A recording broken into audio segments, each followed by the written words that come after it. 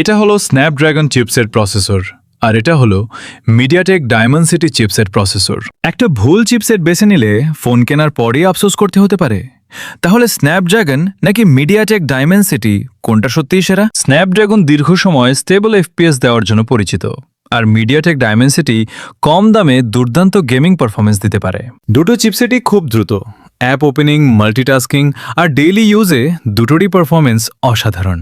Snapdragon অনেক সময় image প্রসেসিংয়ে সামান্য এগিয়ে থাকে, তবে ভালো ছবি অনেকটাই ফোনের ক্যামেরা সেন্সর আর সফটওয়্যার অপটিমাইজেশনের উপর নির্ভর করে। এখানে কোনো চিপসেট সবসময় যেতে না, ভালো অপটিমাইজেশন থাকলে দুটোই দারুণ ব্যাটারি ব্যাকআপ দিতে পারে। কম বাজেটে বেশি পারফরমেন্স চাইলে অনেক ক্ষেত্রে মিডিয়াটেক ডিমেনসিটি এগিয়ে, আর প্রিমিয়াম এক্সপিরিয়েন্স চাইলে স্ন্যাপড্রাগন এখনও অনেকের প্রথম পছন্দ।